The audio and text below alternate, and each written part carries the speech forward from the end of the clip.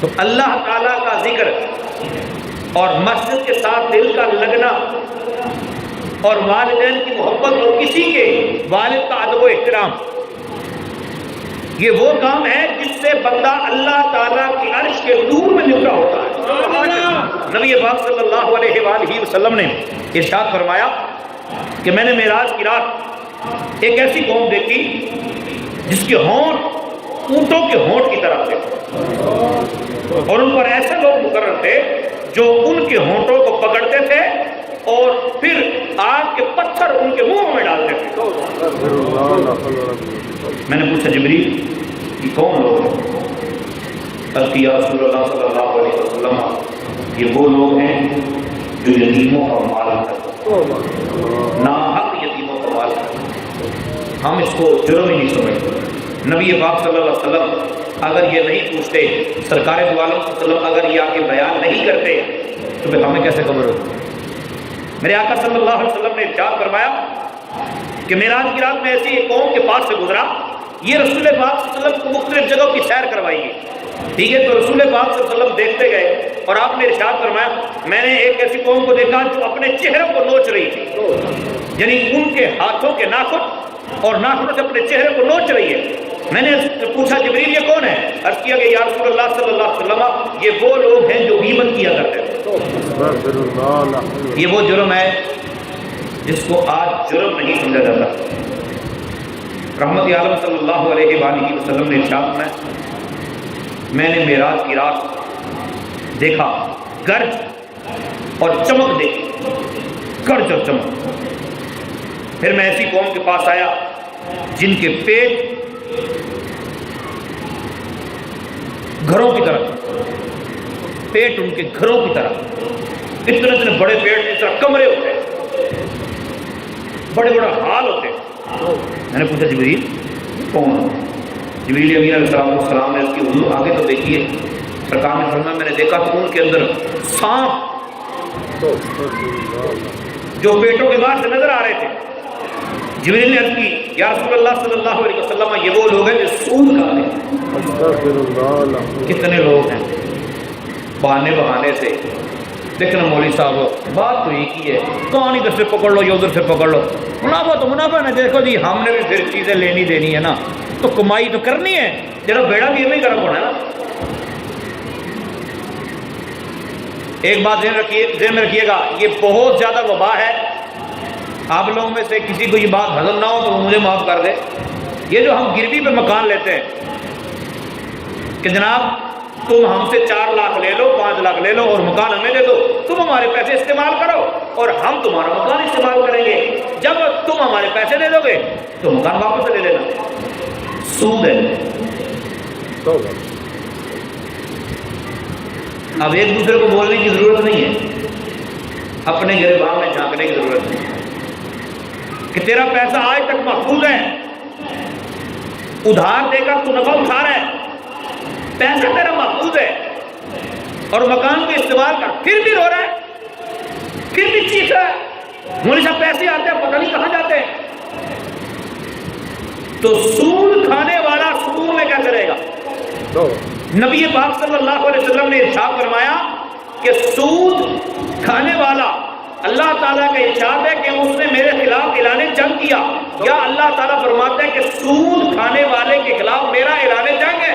یہاں کسی کی انسپیکٹر سے نہ بنتی ہو، یہاں کسی کی جناب گاؤں کے چوری سے نہ بنتی ہو، یہاں کسی کی ایم این ایم پی سے نہ بنتی ہو۔ وہ کہتا ہے یار میں ساری زندگی تکلیف میں رہوں گا، میں پریشان رہوں گا، یعنی اسے بنا کے رکھنی پڑے گی۔ ایسے بدبخت لوگ بھی ہوتے ہیں دنیا میں کہ جن کے ساتھ لوگ صرف یاری اس لیے لگاتے ہیں کہ کہیں ان کے شان سے تکلیف نہ پہنچے، ایسے بدبخت لوگ بھی ہوتے ہیں۔ اور یہ دنیا کا بدترین انسان ہوتا ہے جس سے لوگ اس وجہ سے ڈرے، جس کی لوگ اس وجہ سے عزت کریں کہ اگر اس کی عزت نہیں کی، اس سے پیار نہیں کیا، اس سے دوستی نہیں کی تو تباہی آئے گی، ہلاکت میں پڑ جائیں گے۔ وہ دنیا کا بدترین انسان ہے۔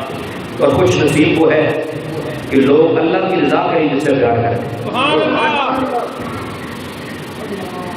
اب جس نے اللہ کے خلاف اعلان جنگ کیا، یا اللہ تعالیٰ نے جس کے خلاف اعلان جنگ کیا، اب وہ گھر میں سکون سے رہے، اس کے گھر میں بیماری نہ آئے، اس کے گھر میں پریشانی نہ آئے، کیسے ممکن ہے؟ نبی پاک صلی اللہ علیہ وآلہ وسلم کا ایک اور ارشاد گرامی سنیے.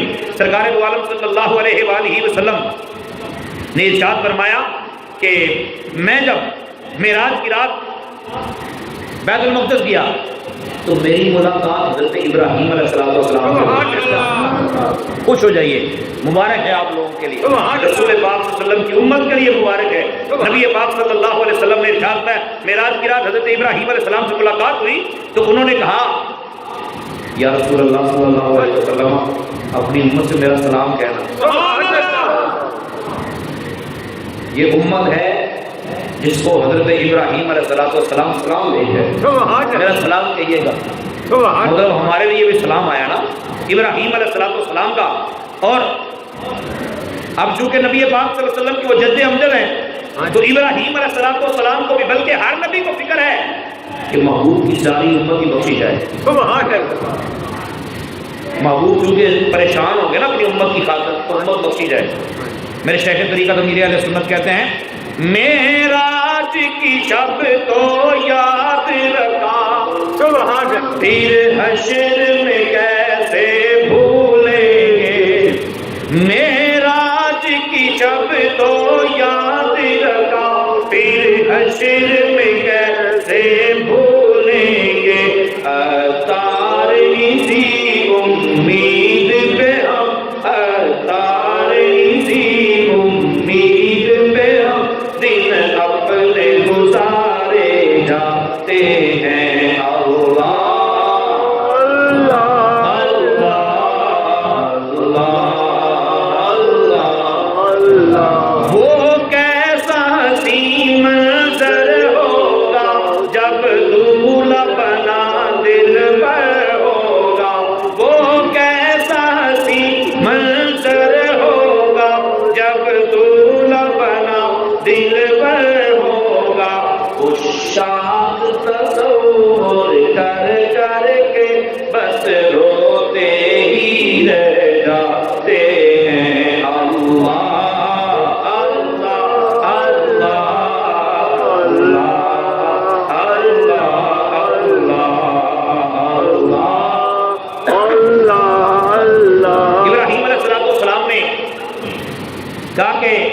میرا پیغام دینا محبوب اپنی امت کو میرا پیغام دے.